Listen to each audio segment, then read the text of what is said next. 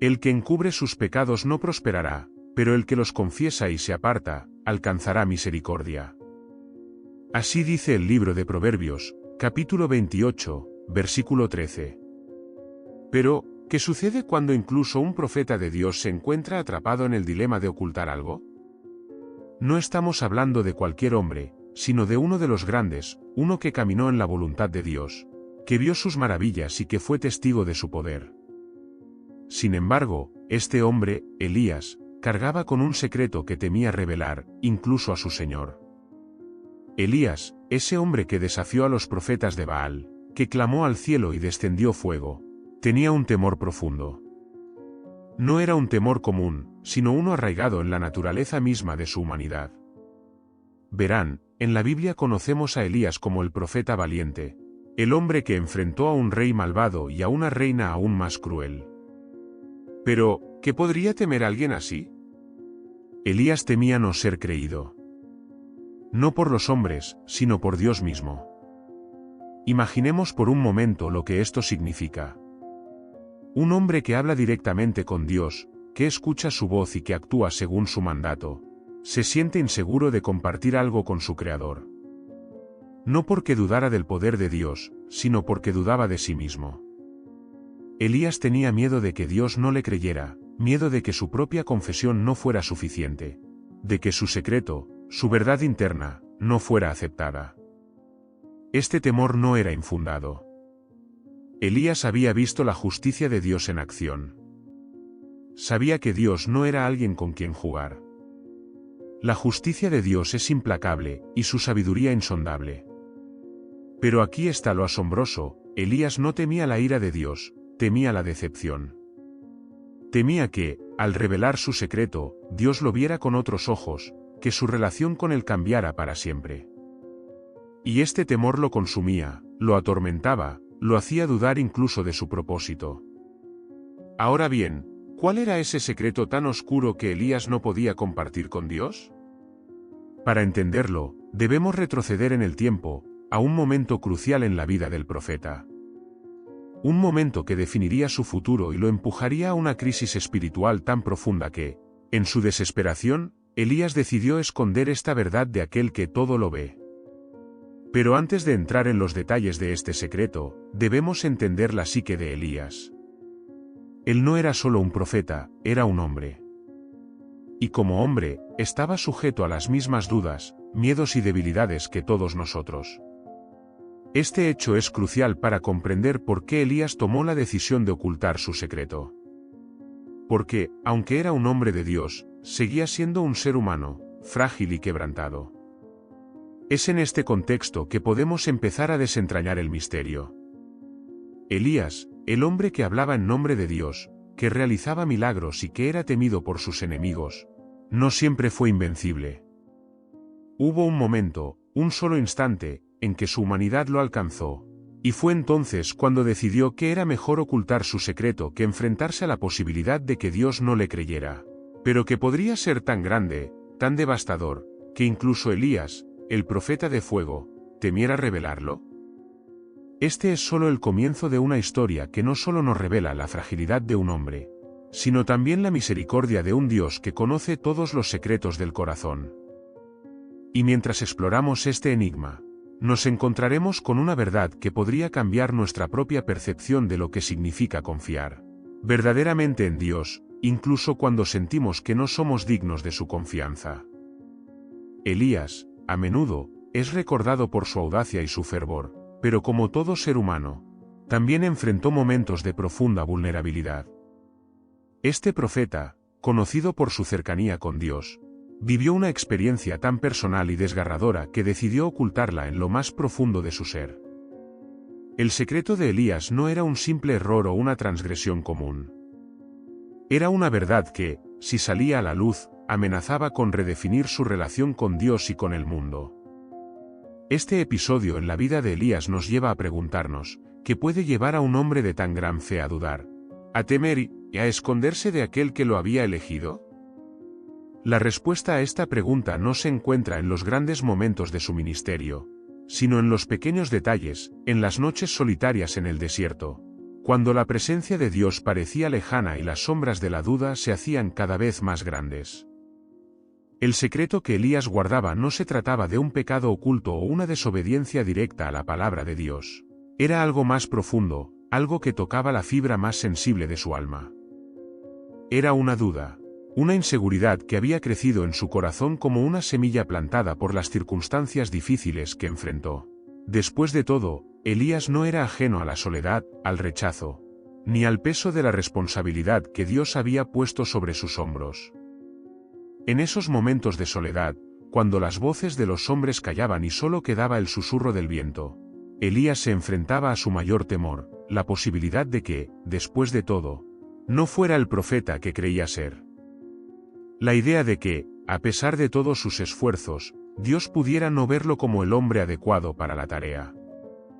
Esa pequeña duda, ese minúsculo cuestionamiento sobre su propia valía, creció hasta convertirse en una tormenta interna que no podía ignorar. Elías había visto el poder de Dios en acción, lo había sentido en cada célula de su ser. Pero cuando miraba dentro de sí mismo, no siempre encontraba la fuerza que los demás veían en él. ¿Y si todo lo que había logrado hasta ahora no era más que un reflejo de la misericordia de Dios, y no de su propia fe o capacidad?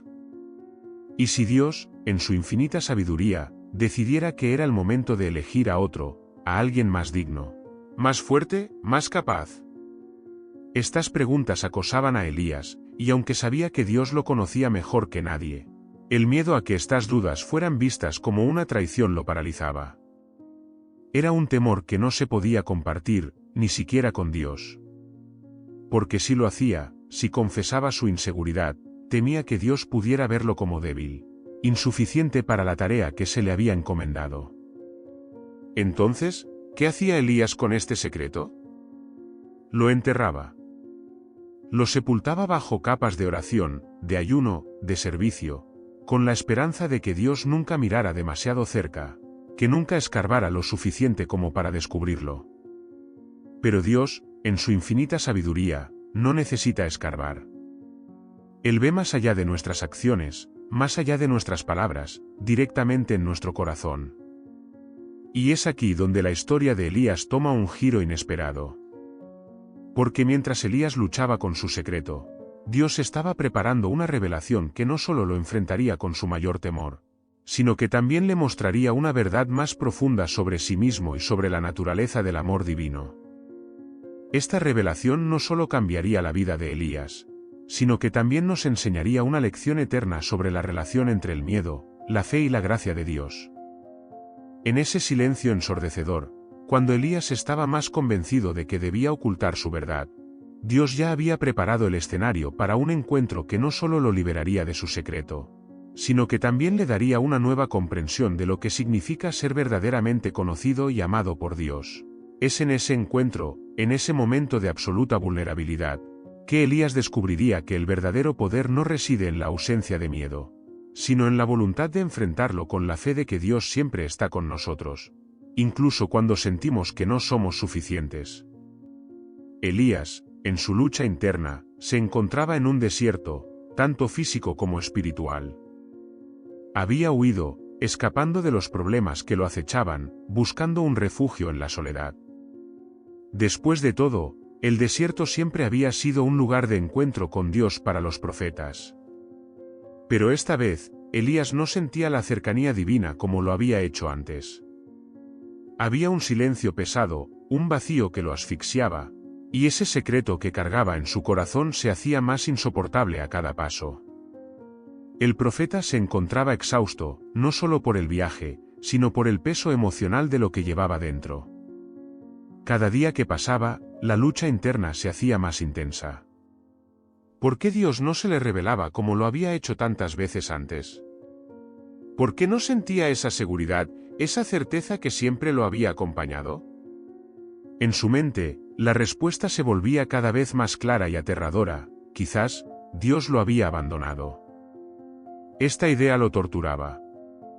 Elías, quien había sentido el fuego de Dios caer del cielo, ahora se sentía abandonado. No podía entender por qué su Señor, quien siempre había estado tan cerca, ahora parecía tan lejano. y en su desesperación, llegó a pensar que tal vez era su culpa. Tal vez ese secreto, esa duda que no había compartido, lo había alejado de Dios. Quizás su falta de fe había hecho que Dios se apartara. Elías llegó a un árbol solitario, un enebro en medio del desierto. Se desplomó bajo su sombra, no solo buscando alivio del sol, sino también un respiro de la tormenta interna que lo consumía. Allí, bajo ese árbol, Elías hizo lo que nunca había hecho antes, se rindió. En su desesperación, clamó a Dios, no con las palabras de un profeta, sino con el corazón quebrantado de un hombre que había llegado al final de sus fuerzas. «Basta ya, Señor. Quítame la vida, porque no soy mejor que mis padres». Este grito, este ruego desesperado, no era solo una petición de muerte, sino una confesión profunda. Elías había llegado al punto donde ya no podía seguir adelante, donde el peso de su misión, combinado con su propio sentimiento de insuficiencia, lo había aplastado. El secreto que había ocultado, esa duda sobre su valía, había crecido tanto que ahora lo consumía por completo. Pero en ese momento de total desesperación, algo inesperado sucedió. En lugar de la condena que Elías temía, encontró compasión. Un ángel del Señor se le apareció, no con palabras de juicio, sino con un toque suave y un mandato simple: «Levántate y come». No había recriminación, no había palabras duras, solo una invitación a levantarse y seguir adelante. Elías, todavía aturdido, obedeció. Comió el pan que el ángel le ofreció, bebió del agua que le fue dada, y luego, agotado, volvió a dormir. Este ciclo se repitió una vez más, el ángel lo despertó, le ofreció comida y bebida, y lo animó a continuar su viaje. Pero lo que es más importante, en ningún momento el ángel mencionó el secreto de Elías, esa duda que lo había atormentado. En lugar de eso, Dios, a través de su mensajero, le ofreció lo que más necesitaba en ese momento: descanso y sustento. Elías no recibió una respuesta directa a sus temores, no fue confrontado por sus dudas. En cambio, Dios le mostró algo mucho más poderoso: su amor incondicional. Un amor que no se basaba en la perfección de Elías, ni en su fuerza, ni siquiera en su fe, sino en la gracia divina.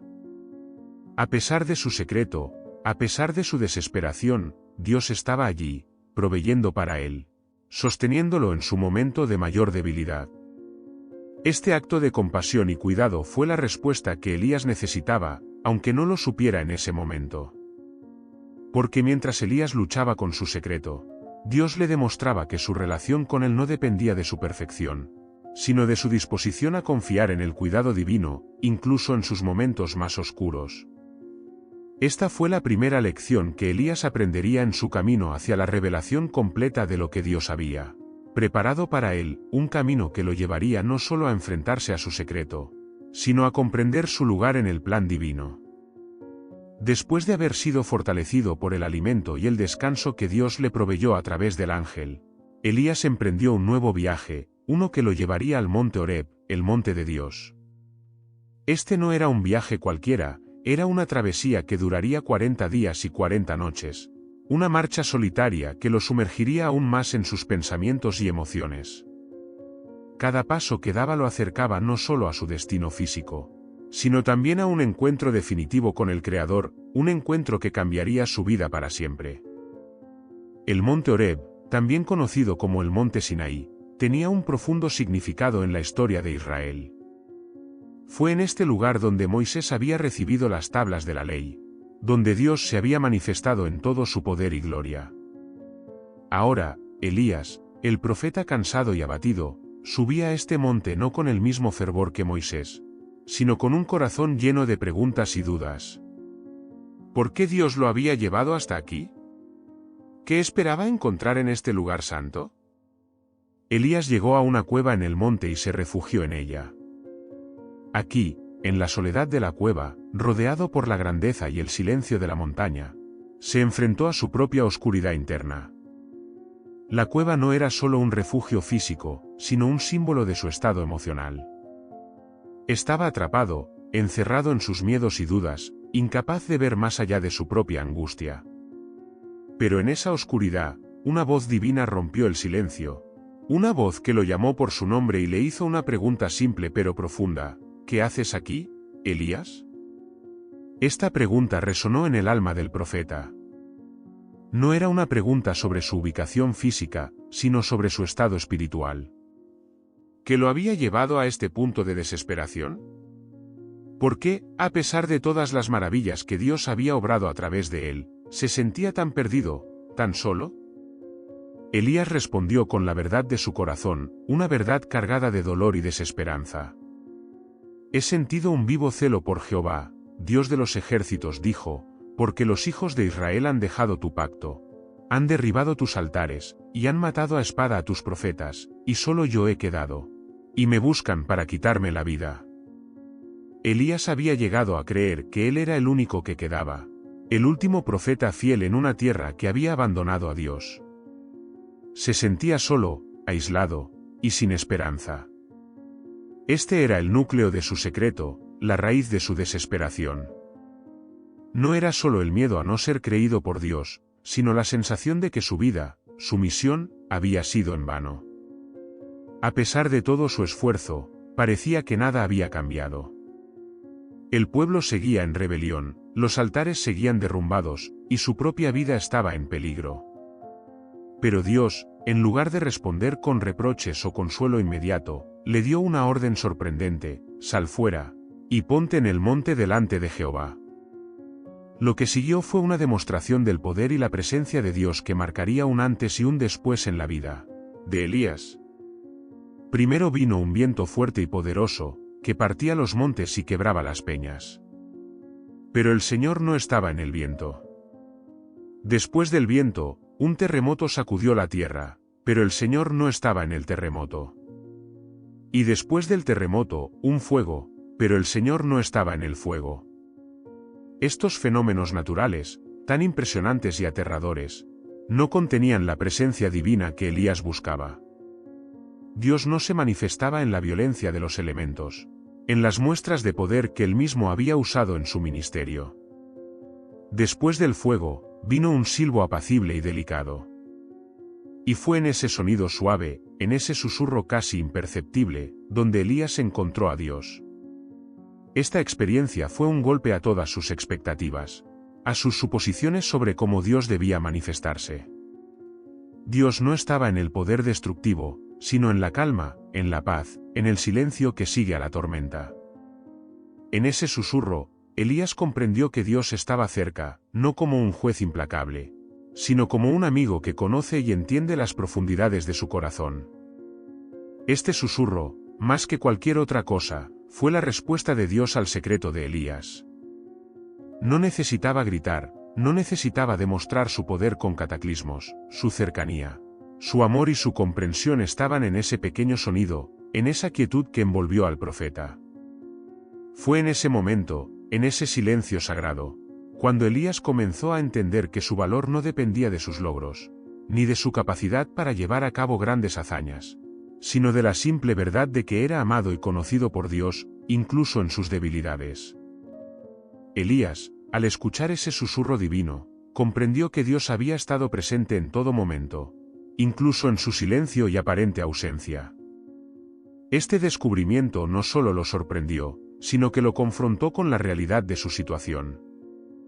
Elías, que había estado tan seguro de su soledad, que había creído ser el único fiel, se dio cuenta de que había interpretado mal tanto su condición como la manera en que Dios opera. En ese susurro, Dios le revelaba que su comprensión del poder y de la presencia divina era limitada, que Él no se manifiesta siempre en lo grandioso y espectacular, sino que, a veces, está en lo pequeño, en lo sutil, en lo íntimo. Ese momento fue un punto de inflexión para Elías. En lugar de una reprimenda, encontró una revelación. En lugar de juicio, encontró gracia. Dios no se acercó a él con reproches por su miedo o su duda, sino con una confirmación silenciosa de su amor y su plan. Elías no había fallado, simplemente, había llegado al final de sus propias fuerzas, y ahora estaba aprendiendo que la verdadera fortaleza venía de confiar en Dios, incluso cuando no comprendía el plan divino en su totalidad.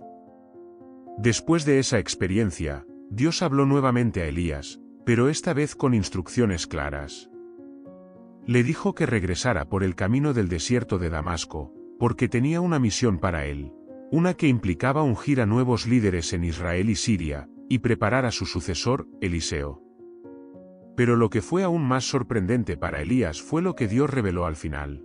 Me he reservado 7.000 en Israel, cuyas rodillas no se han doblado ante Baal y cuyas bocas no lo han besado. Esta revelación fue impactante para Elías. Había creído que estaba solo, que era el único profeta fiel que quedaba, pero en realidad, había miles que permanecían fieles a Dios, personas que Elías no conocía, pero que estaban allí, sosteniendo la fe en medio de la apostasía generalizada. Este conocimiento cambió su perspectiva por completo. No estaba solo, nunca lo había estado. Su percepción de la realidad había estado distorsionada por su desesperación, pero ahora veía con claridad. Dios siempre tenía un plan, incluso cuando él no lo entendía. La tarea que Dios le dio a Elías no era solo un encargo, era un acto de restauración y renovación. Dios estaba renovando su misión, dándole una nueva dirección, pero también estaba restaurando su espíritu, recordándole que su labor no había sido en vano. Los frutos de su trabajo, aunque no visibles en su momento, estaban allí, sostenidos por la gracia divina. Elías, fortalecido por esta nueva revelación, se levantó de su cueva y comenzó su viaje de regreso. Esta vez, sin embargo, no caminaba con la misma carga pesada en su corazón. Había comprendido algo fundamental: el éxito de su misión no dependía únicamente de él. Dios estaba en control, y aunque Elías era un instrumento valioso en sus manos, no era el único. La obra de Dios era más grande de lo que él podía imaginar, y su papel, aunque crucial, no era el centro de todo. Este conocimiento le trajo una paz que no había experimentado antes. Elías había sido testigo del poder de Dios en los eventos más dramáticos: el fuego del cielo, el juicio sobre los profetas de Baal, la resurrección del hijo de la viuda. Pero ahora, había sido testigo de algo aún más profundo: la presencia de Dios en el silencio, en el susurro, en la calma después de la tormenta. El viaje de Elías de regreso no fue solo un regreso físico, sino también un retorno a su propósito, a su llamado, con una renovada comprensión de quién era Dios y de cómo él trabajaba. Elías entendió que no estaba solo en su misión, que la fe no se sustentaba solo en lo visible y lo tangible, sino en la confianza en un Dios que obra de maneras inesperadas y misteriosas. Y así, el profeta que había huido al desierto, abatido y desesperado, regresó con un nuevo sentido de propósito y una fe fortalecida. Sabía que su camino aún no había terminado, que había más por hacer, más que enseñar, y más que compartir. Pero lo haría con una nueva convicción, sabiendo que Dios estaba con él, no solo en los momentos de gloria, sino también en el silencio, en el susurro, en los lugares más profundos de su corazón. Elías avanzaba por el camino del desierto, llevando consigo no solo la misión que Dios le había encomendado, sino también una paz que no había experimentado antes. El susurro divino había hecho más que simplemente calmar sus temores. Había restaurado su confianza en el propósito que Dios tenía para él y en la magnitud del plan divino, mucho más grande de lo que él había podido comprender. A medida que se acercaba a la tierra de Israel, Elías reflexionaba sobre las instrucciones específicas que había recibido. Dios le había dado 3 tareas importantes: ungir a Hazael como rey de Siria, a Jehú como rey de Israel y a Eliseo como su propio sucesor. Cada uno de estos actos tenía un significado profundo y era parte de un plan divino para redirigir y restaurar al pueblo de Israel. La primera tarea, ungir a Hazael, no era una tarea menor. Siria había sido un enemigo persistente de Israel, y ungir a Hazael como su rey significaba que Dios estaba preparando el escenario para un nuevo capítulo en la historia de ambos reinos. Elías sabía que este acto tendría repercusiones significativas, no solo para Siria, sino también para Israel, pues los designios de Dios no se limitaban a una nación. Cada movimiento en el tablero tenía un propósito más amplio en la historia que él estaba escribiendo. Luego estaba Jehú, un nombre que evocaba tanto temor como esperanza. Jehú, aunque feroz y conocido por su carácter indomable, era el instrumento que Dios había elegido para traer justicia a Israel. La tarea de eliminar la casa de Acab, esa casa que había traído tanta idolatría y corrupción a Israel, recaería sobre los hombros de Jehú. Elías entendió que esta misión era crucial para purificar a Israel de su infidelidad, para restaurar la pureza del culto a Jehová. El ungimiento de Jehú no solo marcaba el fin de una dinastía corrupta, sino que también señalaba el comienzo de una era de restauración y juicio divino. Pero quizás la tarea más personal para Elías era la de ungir a su sucesor, Eliseo. Este acto no solo marcaba el futuro de la profecía en Israel, sino que también representaba un paso importante en la vida de Elías. Elegir a su sucesor significaba que su propia misión estaba llegando a su fin, que el manto profético que había llevado con tanta intensidad sería transmitido a otra persona. Esto no era una tarea fácil, pues implicaba un acto de humildad y reconocimiento de que la obra de Dios continuaría sin él. Elías, que había pasado gran parte de su vida sintiéndose solo en su misión, ahora se enfrentaba a la realidad de que Dios siempre había tenido un plan para el futuro. Eliseo, aunque aún no había demostrado su potencial, era el elegido por Dios para continuar con la obra que Elías había comenzado. Este conocimiento trajo consuelo al profeta. No solo porque sabía que la obra de Dios continuaría, sino porque también veía en Eliseo la esperanza de una nueva generación de profetas, una nueva ola de fe que podría llevar a Israel de vuelta al corazón de su Dios. El encuentro entre Elías y Eliseo fue una mezcla de lo ordinario y lo extraordinario. Eliseo, trabajando en el campo, no era más que un hombre común cuando Elías lo encontró. Sin embargo, el acto de arrojar su manto sobre Eliseo era un símbolo poderoso, un gesto que señalaba el comienzo de una transformación. Eliseo dejó inmediatamente su arado y siguió a Elías, entendiendo que su vida estaba a punto de cambiar de manera radical. Para Elías, este momento era tanto un final como un comienzo. Sabía que su tiempo se acortaba, pero también veía en los ojos de Eliseo el futuro de la profecía en Israel. A medida que ambos avanzaban juntos, Elías comenzó a instruir a Eliseo, compartiendo con él no solo los secretos de la profecía, sino también las lecciones que había aprendido a lo largo de su propia vida. Le habló de la importancia de la obediencia, de la necesidad de escuchar el susurro de Dios en medio del caos, y de la humildad de reconocer que uno es solo un instrumento en las manos del Creador. Elías se dio cuenta de que, aunque había temido el final de su misión, este nuevo capítulo le daba un propósito renovado. Ahora tenía la oportunidad de preparar a Eliseo para el camino que tenía por delante, de pasarle el testigo con la certeza de que el plan de Dios seguiría adelante. Ya no era el hombre que huía al desierto, temeroso y solo. Ahora, caminaba junto a su sucesor, sabiendo que la obra divina estaba en buenas manos, y que su propio lugar en la historia estaba asegurado en la fidelidad de Dios. El camino de Elías junto a Eliseo fue una travesía de preparación y revelación, un viaje en el que el veterano profeta transmitía a su sucesor no solo el conocimiento y las enseñanzas que había acumulado, sino también la profundidad de su experiencia con Dios.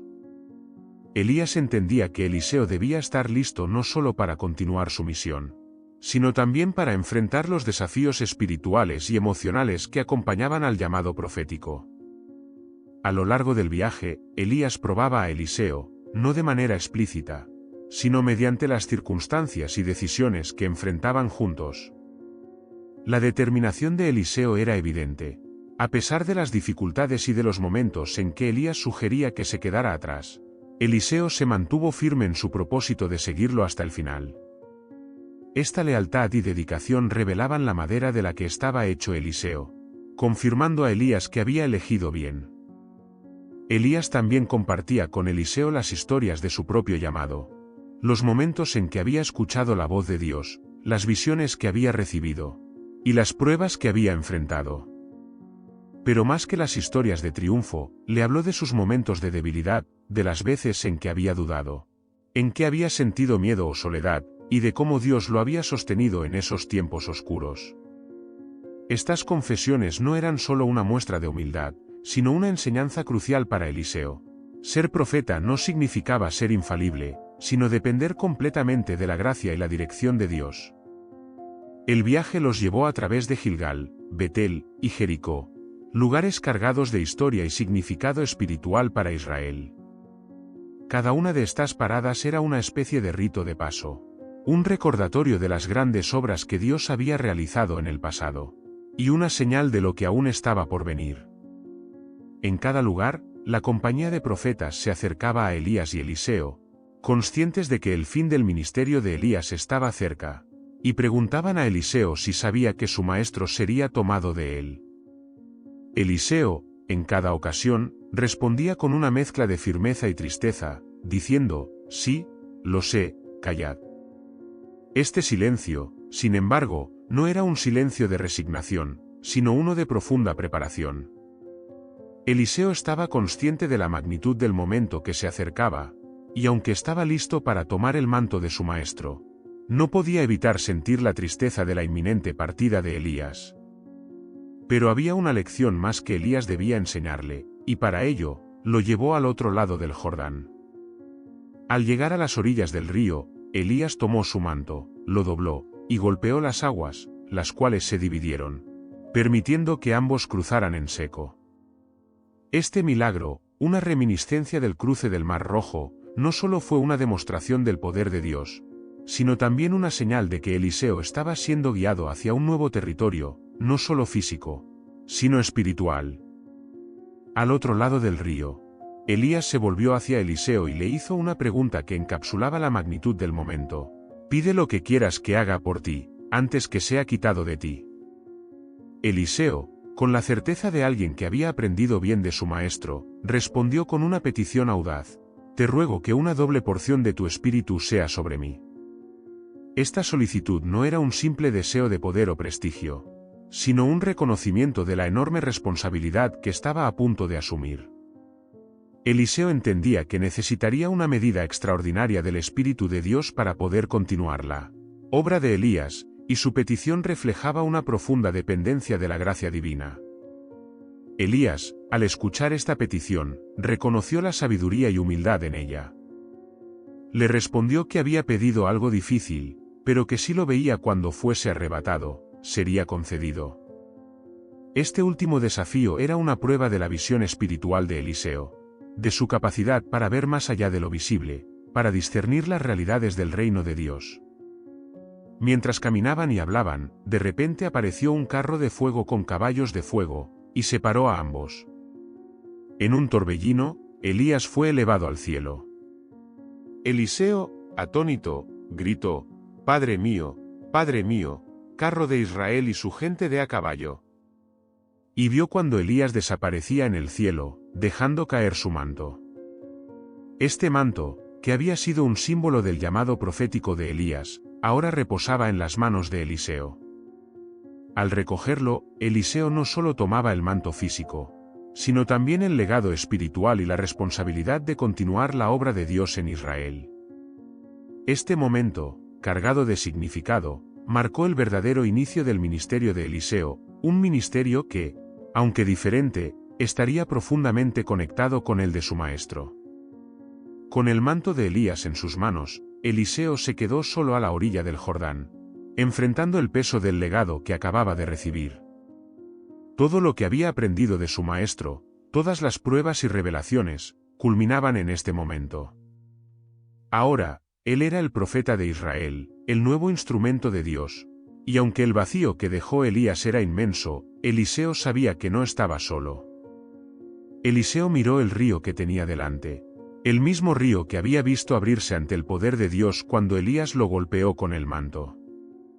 Con la misma fe que había visto en su maestro, Eliseo levantó el manto y golpeó las aguas, diciendo: ¿Dónde está Jehová, el Dios de Elías? Las aguas del Jordán se dividieron nuevamente, confirmando que el Espíritu de Dios estaba sobre él, que la doble porción que había solicitado le había sido concedida. Este acto no solo fue un milagro, sino una declaración al pueblo y a los demás profetas. Eliseo ahora llevaba el manto, tanto literal como espiritualmente, de Elías. Al regresar al otro lado, fue recibido por los hijos de los profetas, quienes al verlo exclamaron: «El espíritu de Elías reposó sobre Eliseo». Ellos reconocieron que el liderazgo profético había sido transferido, y aunque su maestro había sido arrebatado al cielo, la obra de Dios en la tierra continuaba a través de Eliseo. El ministerio de Eliseo comenzó con una serie de milagros que no solo mostraron la continuidad del poder de Dios, sino también la manera en que este nuevo profeta operaría. Mientras que Elías había sido conocido por su confrontación directa con los poderes corruptos, Eliseo se enfocó más en sanar, restaurar y bendecir al pueblo. Esto no significaba que evitara los conflictos o las pruebas, sino que su enfoque reflejaba una nueva etapa en el plan de Dios para Israel. Uno de los primeros milagros de Eliseo fue la purificación de las aguas en Jericó. Los habitantes de la ciudad se quejaron de que el agua era mala y la tierra estéril. Eliseo, confiando en el poder de Dios, pidió una vasija nueva con sal y la arrojó en la fuente de las aguas, declarando: «Así dice Jehová, yo sané estas aguas, no habrá más en ellas muerte ni enfermedad». Desde ese momento, las aguas quedaron purificadas, y la tierra comenzó a producir vida nuevamente. Este acto fue una señal de que el ministerio de Eliseo traería renovación y vida al pueblo de Israel. A medida que su fama crecía, también lo hacían las responsabilidades y desafíos que enfrentaba. Eliseo no solo era un hombre de milagros, sino también de enseñanza y dirección.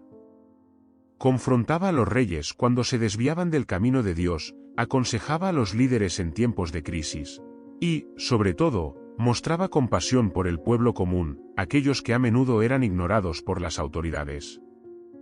Uno de los momentos más conmovedores en su ministerio fue el encuentro con la mujer sunamita. Esta mujer, que había mostrado hospitalidad a Eliseo, fue recompensada con un hijo gracias a la oración del profeta. Sin embargo, cuando el niño murió repentinamente, el dolor de la mujer fue inmenso. Eliseo, movido por su fe y compasión, resucitó al niño, devolviéndole la vida. Este milagro no solo confirmó el poder de Dios en su vida, sino que también mostró que el ministerio de Eliseo no se trataba solo de grandes señales, sino también de tocar vidas individuales y traer esperanza en medio del sufrimiento. A través de estos eventos, quedó claro que el legado de Elías no había terminado con su partida.